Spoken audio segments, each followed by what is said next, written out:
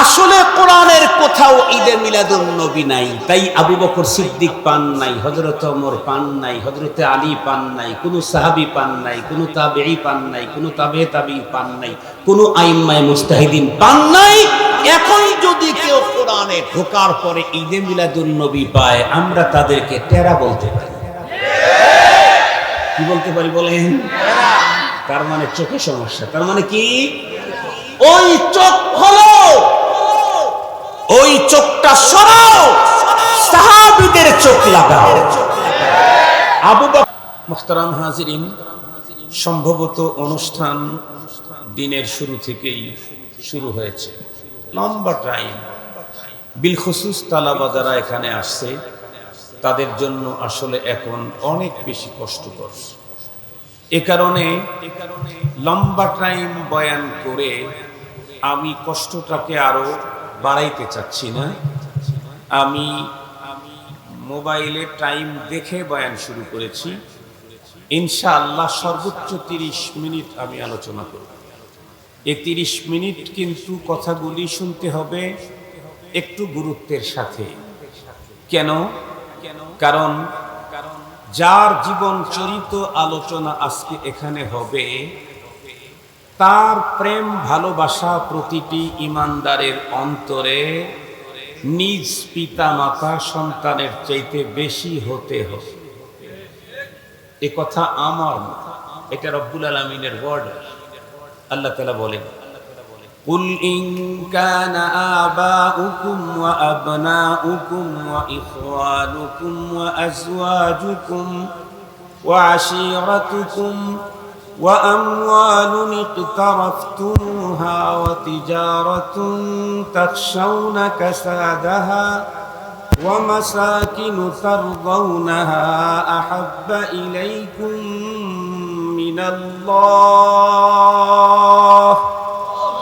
أحب إليكم من الله ورسوله وجهاد في سبيله فتربصوا حتى يأتي الله والله لا يهدي القوم الفاسقين। তিলাওয়াতকৃত আয়াতে কারীমাতে আল্লাহ পাক প্রথমে 8 বস্তুর উল্লেখ করেছেন, পরবর্তীতে 3 বস্তুর কথা আল্লাহ তাআলা আলোচনা করেছেন। প্রথম 8 বস্তুর কথা আলোচনা করে আল্লাহ বলেন, এই 8 বস্তুর চাইতে তোমাদের অন্তরে পরবর্তীতে উল্লেখিত 3 বস্তুর মায়া যদি বেশি না হয়, ফাতারাব্বাসু, আল্লাহ বলেন তাহলে তোমরা অপেক্ষা করো। আল্লাহ পাকের এই বর্ণনার সিস্টেমটা সুন্দরভাবে বুঝতে চাইলে ছোটদের জন্য একটা চমৎকার কথা বলি। আমরা অনেক সময় ছোটবেলায় বাবাই বলছে যথাসময়ে খাবার খেয়ে রেডি হয়ে স্কুল বা মাদ্রাসায় যাবে, আমরা যাই নাই। মা চেষ্টা করছে কিন্তু মা পর্দা করেন। মা আমাকে ধাওয়া করেছে, তো আমি সেখান থেকে দৌড়ে অন্যত্র চলে গেছি। মা সেখানে বোরকা পরা ছাড়া আসতে পারে না।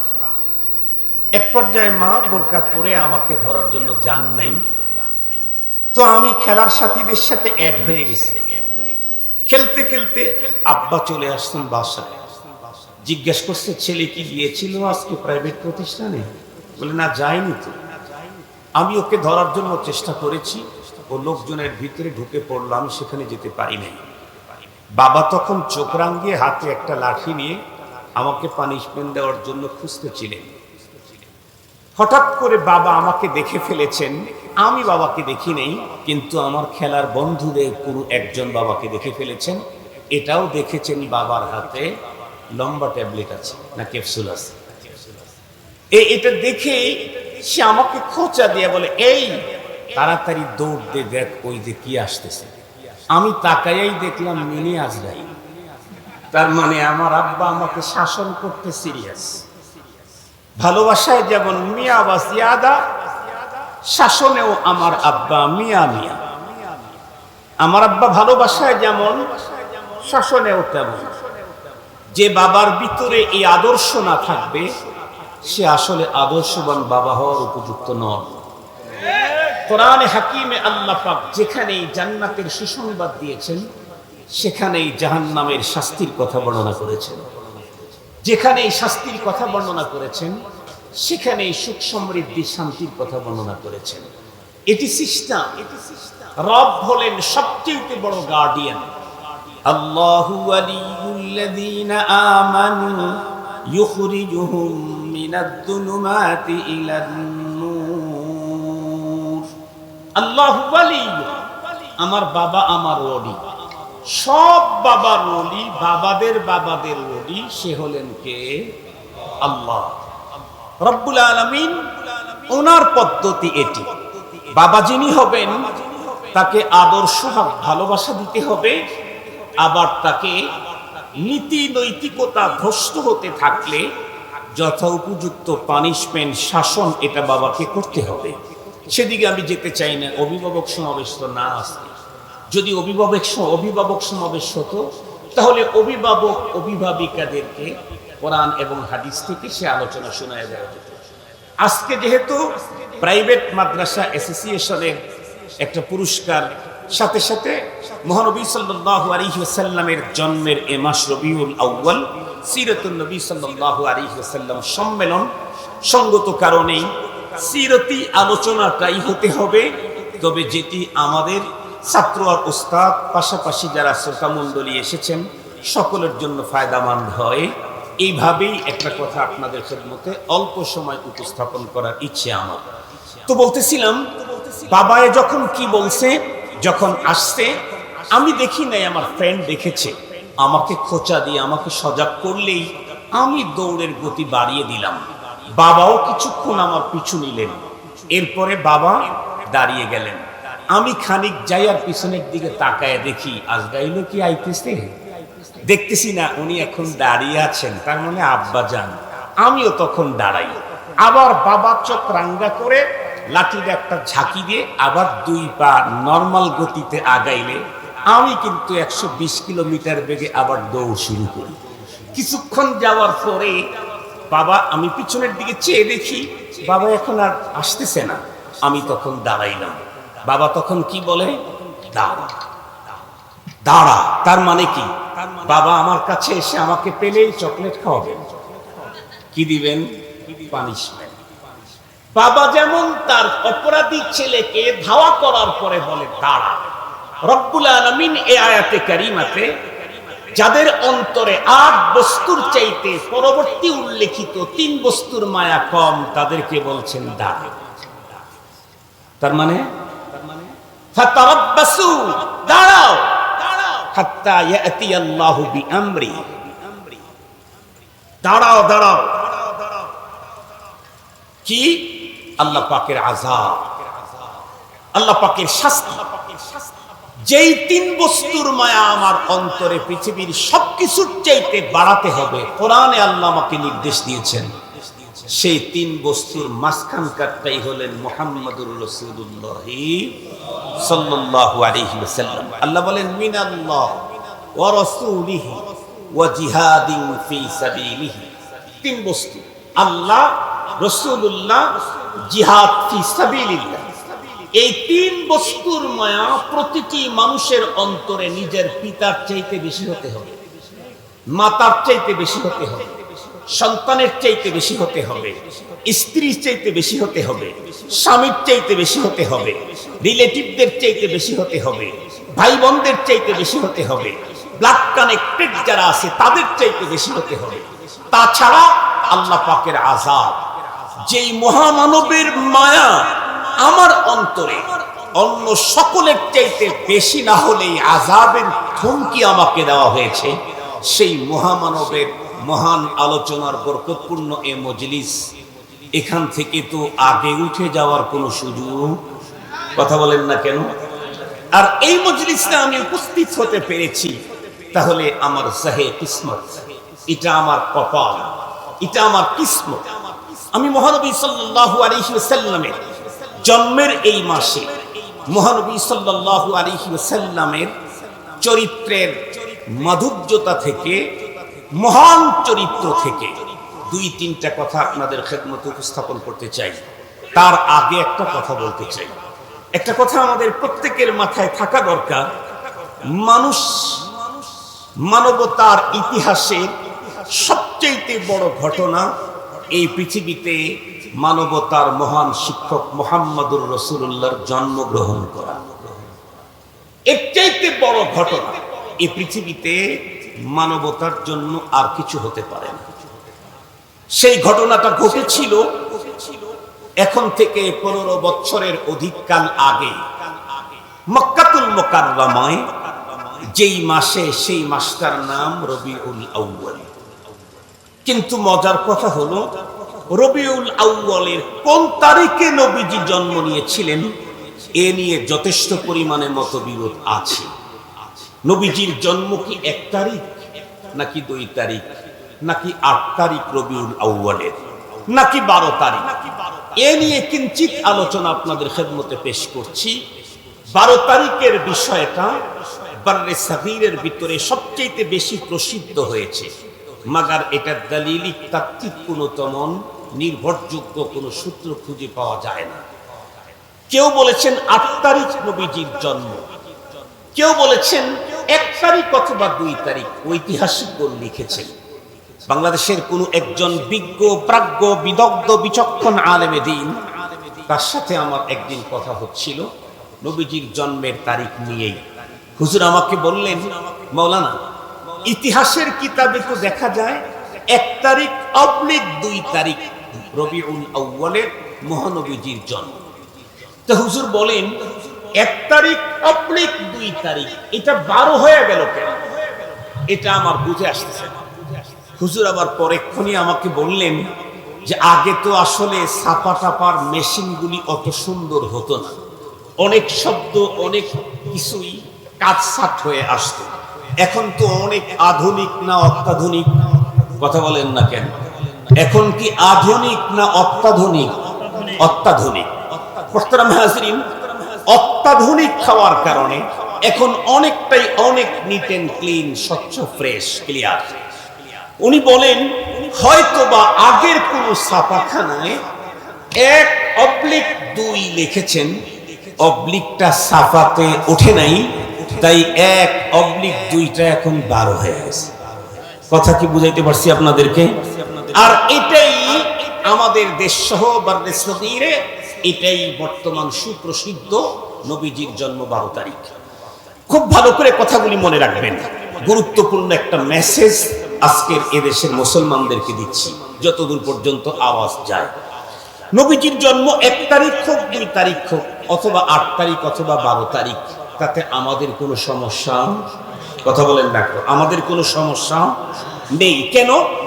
যেহেতু নবীজির জন্ম উপলক্ষে শরীয়ত, কোরআন, খুদ রাসূল, হাদিস আমাদেরকে বিশেষ কোনো আমলের অর্ডার করেন নাই। বোঝেন কি কথা?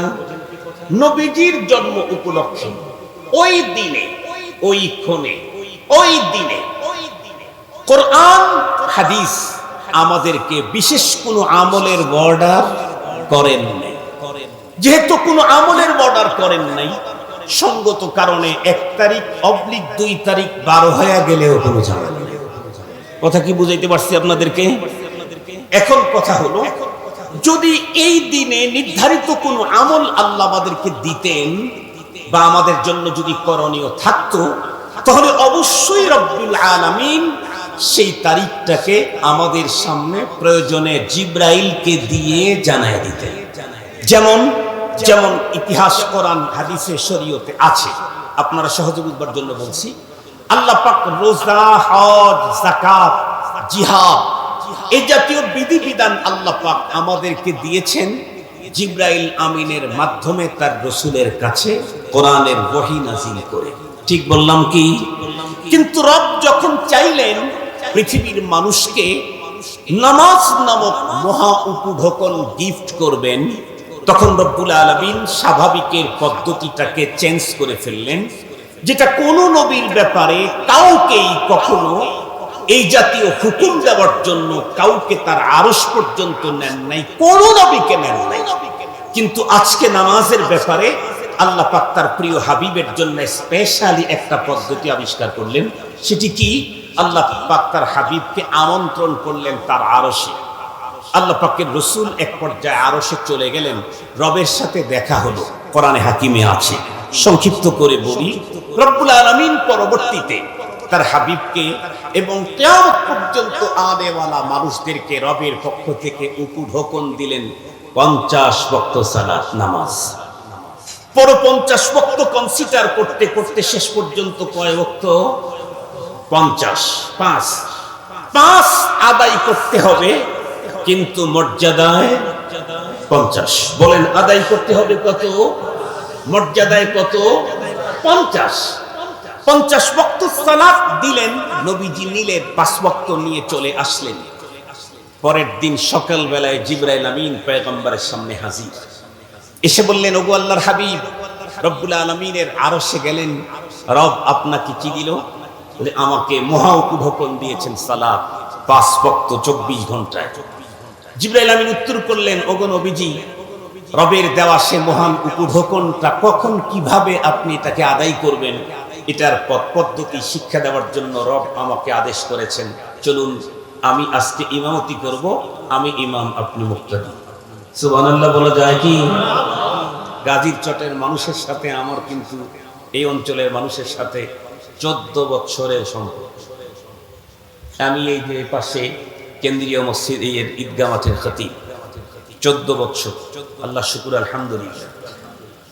আর অন্য যে কাউকে বাইপাস করে মাইনাস করে চলা যায়, কোন নেতাকে বাদ দিয়ে চলা যায়, কোন নেত্রীকে বাদ দিয়ে চলা যায়, কিন্তু ইমামরে বাদ দিয়ে চলা যায় না। কেন? পরপারে পুঁজি নামাজ, যারা নামাজ পড়াইছে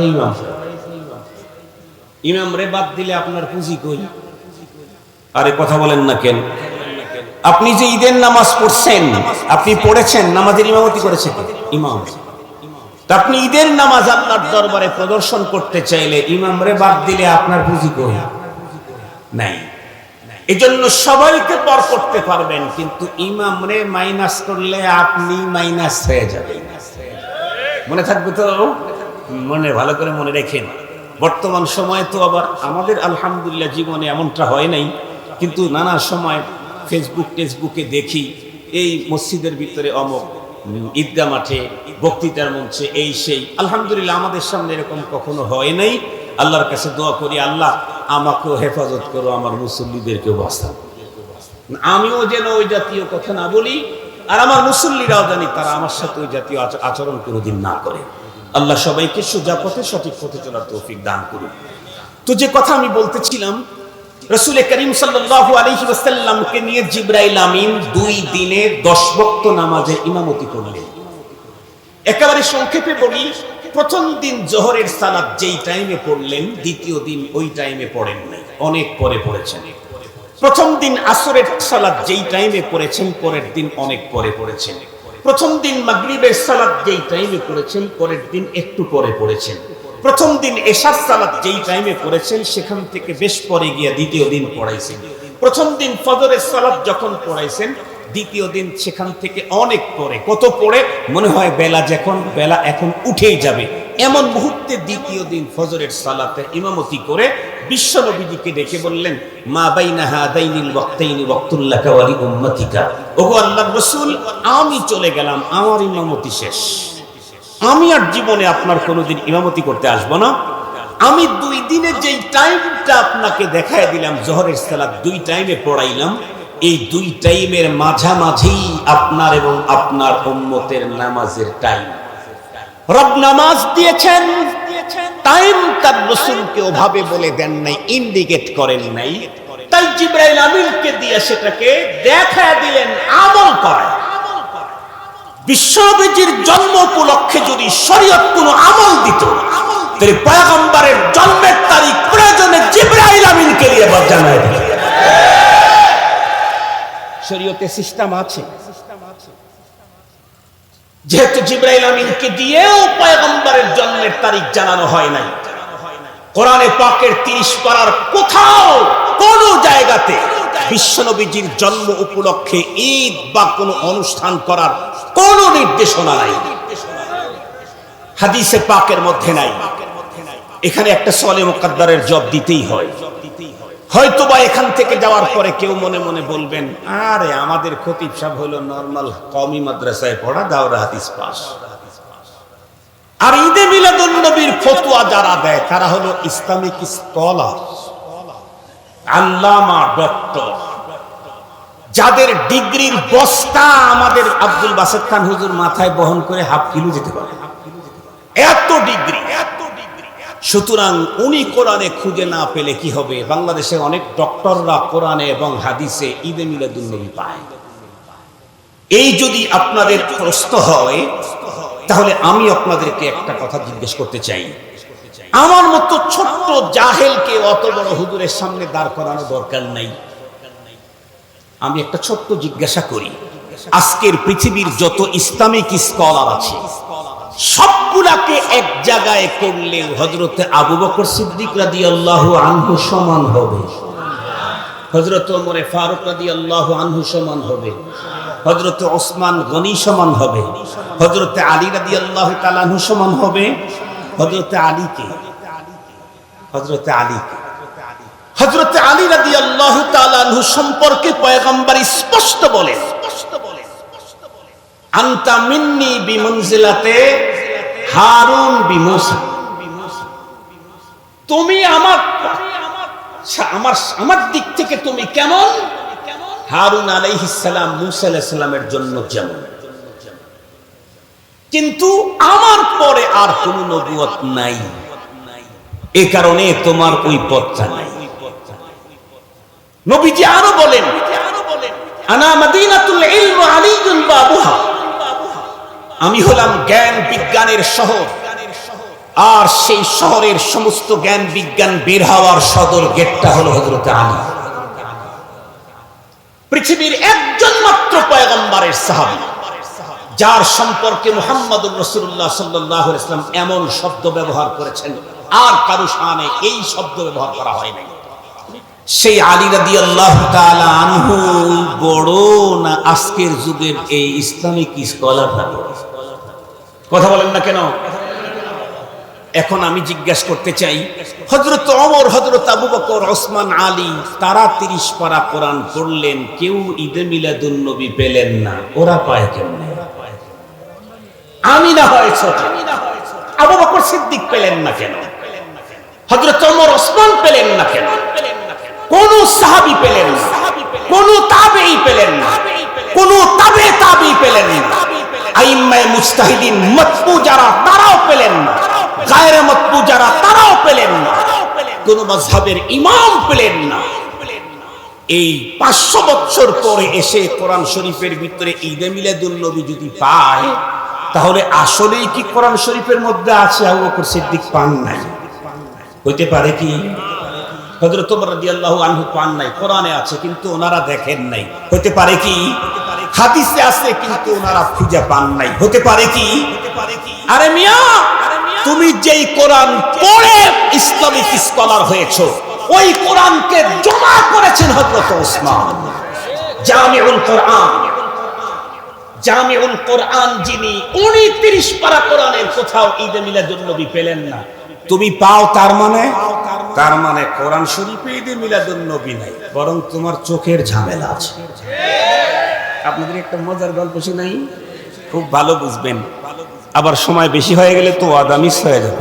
সময় আর 3-4 মিনিট আছে, অসুবিধা নেই, বলতেছি সারি নেই তো। আমাদের এক মাদ্রাসার হুজুর মনে করেন সকালবেলা গ্যাসের ক্যাপসুল খাবে, তো ক্যাপসুলটা মাত্র খুলছে, খোলার পরেই বাহির থেকে মাদ্রাসার গুরুত্বপূর্ণ এক পদের ধরেন সভাপতি সব চলে আসছেন। সভাপতি খুব গরমের, কারণ পাওয়ার পার্টির লোক হইলে তো জমিনের মালিকানাই তাদের। কি বলেন? এরকম ভাব ছিল না আগে? এখনো কেউ দেখাবার লেগেছে, এগুলা দেখান ভালো না, কারণ বর্তমান বাতাসই স্বৈরাচারের বিরুদ্ধে। বর্তমান সিস্টেমই হলো, আগে যারা মন্ত্রী এখন সবাই হেলিকপ্টারে জায়গা হয় না, কেউ রশি ধরে ঝুলে ঝুলে যেতে হয়। এটা বর্তমান পৃথিবীতে বাতাস চলতেছে হলো, হেলিকপ্টারের ভিতরে জায়গা হবে না তো রশি ধরে ভেঙে যেতে হবে। এটা বর্তমান বাতাস চলতেছে না দুনিয়ায়, এজন্য এখন কথা বলতে আওয়াজ করতে বড় সাবধান। মোল্লা মোল্লা মোল্লা গো সাথে জীবনে পারবা না। কেন? তোমার নেতা যেই হোক কোনো না কোনো একদিন মরবে। আর মোল্লার আল্লাহ আগেও ছিল, এখনো আছে। মোল্লা মইরা শেষ হবে, কিন্তু মোল্লার আল্লাহ মরবে না। কি বলেন? মোল্লা একদিন মারা যাবে, কিন্তু মোল্লা যে আল্লাহর পক্ষে কাজ করে, যার কথা বলে, উনি কোনদিন আল হাইয়ুল কাইয়্যুম, চিরঞ্জীব, মহা ক্ষমতার অধিকারী। শেখে এজন্য মোল্লার সাথে পাল্লা দিও না। মোল্লার সাথে পাল্লা দিলে জীবনে পারবা না। চ্যালেঞ্জ। যাই হোক, ওটা আলাদা কথা, সেদিকে আমি যেতে চাই না। তো বাইরে আসছে, আইসাই হুজুর, হুজুর আসেন নাকি, বড় হুজুর আসেন নাকি? ও হুজুর একটু ভয় টয় করেন আর কি। তো দ্রুত বের হয়ে আসছে, হাতের ভিতরে ক্যাপসুলটা নিয়ে আসছে। বাইরে আইসাই উনি কথাবার্তা বলা শুরু করছে, বলতেছে একটু ভিতরে বসেন। না, আমার সময় নাই, দুইটা কথা বলতে আসি, শোনেন। হুজুর হাতের ভিতরে ক্যাপসুল রাখছে, এখন ক্যাপসুল দেখে হাতের সাথে লেগে যেতেছে। ক্যাপসুল কিছুক্ষণ খুলে রাখলে সেটা কি হয়? গলে যায়। তো হুজুর এক ছাত্রকে ডাক দিছে, এই বাবু এদিকে আসো, আমার টেবিলের উপরে দেখো গ্লাসের ভিতরে পানি আছে, গ্লাসটা নিয়ে আসো। আজীব ইত্তেফাক, হুজুর যেই ছেলেকে পানির অর্ডার দিয়েছে ওই ছেলেটা হলো টেরা। টেরা চিনেন নাকি? একেরা দো বিনাত, ফার্সিতে বলে একেরা দো বিনাত। আমরা টেরা বলি হইলো তাকায় থাকে একদিকে যায় আর একদিকে, আমরা ওইটারে টেরা বলি। ফার্সিতে টেরা কারে বলে? ফার্সিতে টেরা ব্যাখ্যা করেছে, একটারে যে দুইটা দেখে তারে বলে টেরা। হুজুর বলছে যে তুমি যাও, টেবিলের উপরে গ্লাস আছে, গ্লাস থেকে গ্লাস পানিটা নিয়ে আসো। ওই হুজুর আবার ঝাড় ফুকের কাজ করে, তদবির করে হুজুর। ছেলে ঘরের ভিতরে ঢুকেই দেখে টেবিলের উপরে গ্লাস দুইটা। ছেলেটা চিন্তা করলো, না জানি কোনটার ভিতরে ফুয়ানো আছে, কোনটা ফু ছাড়া, আমি কোনটা নেই। তো বাইরে গেছে, গিয়ে বলতেছে হুজুর টেবিলের উপরে তো গ্লাস আছে দুইটা, তো আমি কোনটা আনবো? হুজুর বললেন, আমি একটা রাখছি, দুইটা হবে কেন? না হুজুর, আমি ভালো করে দেখছি দুইটাই আছে। কেন? একেরা দো বিনা, একটারে যে দুইটা দেখে টেরা। হুজুর বলছে, একটা আমি রাখছি, একটা তুই দুইটা দেখোস, যা একটাই আছে, ওটা নিয়ে। আবার গিয়ে দেখে না, সত্যি দুইটা। পরে ফিরে এসে বলতেছে, হুজুর আসলেই দুইটা আছে, এখন আমি ডানেরটা নিয়ে আসবো না বামেরটা নিয়ে আসবো? হুজুর রাগের চোটে বলছেন, শোন, ওই যে লাঠিটা আছে না, বলে ওইটা নিয়ে একটা ভাঙবি আর একটা নিয়ে আসবি। ও যায় লাঠি দিয়ে একটাকে যখন আঘাত করছে, কয়টা ভেঙে গেছে? কথা বলেন না কেন? আসলে ও কি দুইটা ছিল না একটাই? ও দেখতে কয়টা দেখছে? দুইটা। একটাই যখন আঘাত করছে আর একটা এমনি ভেঙে গেছে। মুহতারাম হাজিরিন, আসলে কোরআনের কোথাও ঈদে মিলাদুন নবী নাই। তাই আবু বকর সিদ্দিক পান নাই, হযরত ওমর পান নাই, হযরত আলী পান নাই, কোন সাহাবী পান নাই, কোন তাবেঈ পান নাই, কোন তাবে তাবেঈ পান নাই, কোন আইম্মায়ে মুজতাহিদিন পান নাই। এখন যদি কেউ কোরআনে ঢোকার পরে ঈদে মিলাদুন নবী পায়, আমরা তাদেরকে টেরা বলতে পারি। কি বলতে পারি বলেন? তার মানে চোখে সমস্যা। তার মানে কি? ওই চোখ হলো, ওই চোখটা সরাও, সাহাবীদের চোখ লাগাও, আবু বকরি চোখ লাগাও, ওমরি চোখ লাগাও, ফারুকি চোখ লাগাও, ওসমানী চোখ লাগাও, সাহাবীদের চোখের মতো চোখ লাগাও। তখন আর কোরআন হাদিসের কোথাও ঈদে মিলাদুন নবী দেখতে পাবে না। মুহতারাম হাজিরিন, যেহেতু নবীজির জন্ম উপলক্ষে স্পেশাল কোনো আমল, কোনো বর্ডার কোরআনে নাই, হাদিসে নাই, সঙ্গত কারণে ওই তারিখ 2 হলেও সমস্যা নাই, অথবা 1 হলেও সমস্যা নাই, অথবা কাইতে গিয়া 12 হলেও কোনো ঝামেলা নাই। খুব ভালো করে বুঝবেন। কেউ যদি এখন জিজ্ঞেস করেন, হুজুর সম্পূরক প্রশ্ন, কি সম্পূরক প্রশ্ন? তো হুজুর বুঝলাম, কোরআন এবং হাদিস আমাদেরকে কোনো কিছু করার অর্ডার কি প্রমাণ আছে? জি, এমন প্রমাণ আছে। এমন কোথায় আছে? তাহলে আমরা ডাবল সহি কথা বলি, ডাবল সহি। আমাদের বাংলাদেশে তো সহি হাদিসের ঠিকাদার কিছু আছে, আছে না? তারা যেটাই বলবে সেটাই সহি, আর আমরা যেটাই বলবো সেটা জাল অথবা ভেজাল। কথা কি বুঝাইতে পারছি? ওই ভাইদেরকে বলি, আপনারা তো শুধু সহি হাদিস বলেন, আর আমি আজকে যে হাদিসটা বলতেছি, হাদিস তো সহি সহি, এই হাদিস যেই কিতাবে লেখা আছে ওই কিতাবটা সহি। কথা বলেন না কেন? ওই কিতাবটাও কি সহি বুখারী, সহি মুসলিম। কথা বলেন না কেন? ওই কিতাবের নামই সহি না গায়রে সহি? সহি। সহি বুখারী, সহি মুসলিম। সহি মুসলিম শরীফের সহি হাদিসটা শোনাই। সাহাবায়ে কেরাম নবীজিকে জিজ্ঞেস করলেন, ওগো আল্লাহর রাসূল, আপনি সপ্তাহে সোমবারে রোজা রাখেন কেন? নবীজি বললেন, আল্লাহ পাকের পক্ষ থেকে এই দিনে আমি দুইটা নেয়ামত প্রাপ্ত হয়েছি, এই দুই নেয়ামতের শুকরিয়া আদায়ের জন্য। কি কি নেয়ামত? বুলিতু ফিহি ওয়া বুইসতু ফিহি। আমি সোমবারের দিন পৃথিবীতে জন্ম নিয়েছি, সর্বপ্রথম আমার উপরে কোরআন নাজিল হয়েছে সেও সোমবারের দিন। এই দুই মহান নেয়ামতের শুকরিয়া আদায় করার জন্য আমি সিয়াম পালন করি। এখন আসেন, নবীজি যে আল্লাহ পাকের পক্ষ থেকে প্রাপ্ত মহান নেয়ামতের শুকরিয়া আদায় করার জন্য সিয়াম পদ্ধতি নিলেন, এটা কি নবীজি একা একাই চয়েস করছেন, না এটা আগের থেকে নবীদের চয়েসফুল সিস্টেম? তো আমরা একটু আগায় গেলেই দেখতে পাই এটা অন্য নবীদেরও চয়েসফুল সিস্টেম। কেমন? বিশ্ব নবীজি যখন মক্কাতুল মুকাররমা থেকে হিজরত করে মদিনায় আসলেন, মদিনায় এসে দেখেন মদিনার ইহুদিরা আশুরা, মুহররমের 10 তারিখে রোজা রাখে। শুনেন নাই হাদিস? নবীজি জিজ্ঞেস করলেন, এই দিনটা কিসের দিন তোমরা যে রোজা রাখো? ইহুদিরা তখন বলল, হাদা ইয়াউমুন সালেহ, এটা একটা মহান দিন। নাজ্জাল্লাহু মূসা মিন ফিরআউন ফি হাদিহিল ইয়াউম, এই দিনেই আল্লাহ পাক মূসা আলাইহিস সালাম এবং তার উম্মতদেরকে ফিরআউন থেকে মুক্তি দিয়েছেন আর ফিরআউনকে চিরতরে শেষ করে দিয়েছেন। এজন্য হযরত মূসা আলাইহিস সালাম এই দিনটা রোজা রাখতেন। নবীজি কি বললেন? আনা আহাক্কু মিনকুম বিমূসা, মূসা আলাইহিস সালামের এই ভালো কাজের অনুকরণের হকদার তোমাদের চাইতে আমি বেশি। নবীজি রোজা রাখলেন এবং বললেন, আমি যদি আগামী বছর পর্যন্ত বাঁচি এই দিনটাতে, তাহলে আমি 9 তারিখ আর 10 তারিখ মিলে রোজা রাখবো। নবীজি উম্মতদেরকে বললেন, সুমু আশুরা ওয়া খালিফু ফিহি ইয়াহুদ সুমু ক্বাবলাহু ইয়াওমান আও বা'দাহু ইয়াওম। তোমরাও আশুরা রোজা রাখো, আমার উম্মতেরা। ইহুদিরা আশুরা রোজা রাখে, তোমরাও আশুরা রোজা রাখো, তবে একটু পার্থক্য করতে হবে। কি? খালিফু ফিহি ইয়াহুদ, ইহুদিদের সামঞ্জস্যতা অবলম্বন করবে না, তাদের সাদৃশ্য অবলম্বন করবে না, তাদের সিস্টেম তোমরা নিবা না। ওরা একটা রোজা রাখে, তোমরা দুইটা রাখবে, হয় আগের দিন মিলাইবা না হয় পরের দিন মিলাইবা, 9, 10 অথবা 10, 11। ভালো করে বুঝবেন। তাহলে এই দিনে রোজা রাখলেন কেন? মূসা আলাইহিস সালাম তার গোত্রকে ফিরআউনের মতো ভয়ঙ্কর খোদাদ্রোহী থেকে আল্লাহ পাক মুক্তি দিয়েছেন এই মহান নেয়ামতের শুকরিয়া আদায় করতে। কি বোঝা গেল? নবীগণ আল্লাহ পাকের পক্ষ থেকে মহান নেয়ামত পাইলে ঈদ পালন করতেন না রোজা পালন করতেন? ভালো করে বুঝে বলেন, ঈদ পালন করতেন না রোজা পালন করতেন?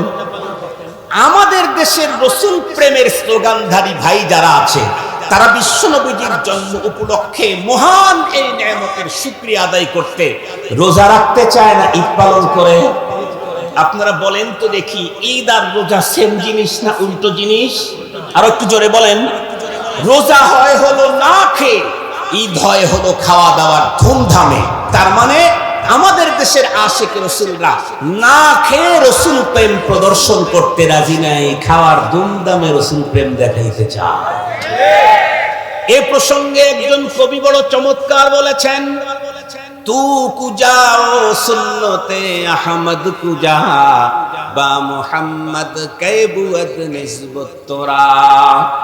তুমি কোন দিকে আর মুহাম্মাদুর রাসূলুল্লাহর নিসবত কোন দিকে? তুমি কোন দিকে? পয়গম্বরি সুন্নত কোন দিকে? নবীজির পথ অনুকরণ যদি তুমি না করতে পারো, জীবনেও কোনোদিন তোমার পয়গম্বরের সঙ্গে মিল হতে পারে না। কবি শেখ সাদি বিশ্বের ভিতরে নাম করা একজন দার্শনিক, যার দর্শন আমাদের দেশেও এক সময়ে কলেজ ইউনিভার্সিটিতে পড়ানো হতো। উনি নিজেকে সম্বোধন করে বলেছেন, মুপেন্দার সাদি কে রাহে সফা তুয়া রফতে জুজবর পায়ে মুস্তফা। ও শেখ সাদি, তুমি যত বড় দার্শনিকই হও না কেন, দর্শনে যদি তুমি বিশ্ব সেরাও হয়ে যাও, মনে রেখো যতক্ষণ পর্যন্ত মুহাম্মাদুর রাসূলুল্লাহ সাল্লাল্লাহু আলাইহি ওয়াসাল্লামের পথ অনুকরণ করতে না পারবে, ততক্ষণ পর্যন্ত তুমি কোনোদিনও মঞ্জিলে মাকসাদে যেতে পারবে না। বিশ্বনবীজি তার জন্ম উপলক্ষে পালন করলেন রোজা, আর আমরা সেই পয়গম্বরের জন্ম উপলক্ষে যদি ঈদ পালন করি, তাহলে আশিকে রাসূল বন্ধুরা আমার দুনিয়ার কোনো পাগলেও বলতে রাজি হবে না। এ হলো পয়গম্বরের জন্ম উপলক্ষে রবিউল আউয়াল মাসের গুরুত্বপূর্ণ ছোট্ট দুইটা টিপস আপনাদের খেদমতে পেশ করলাম।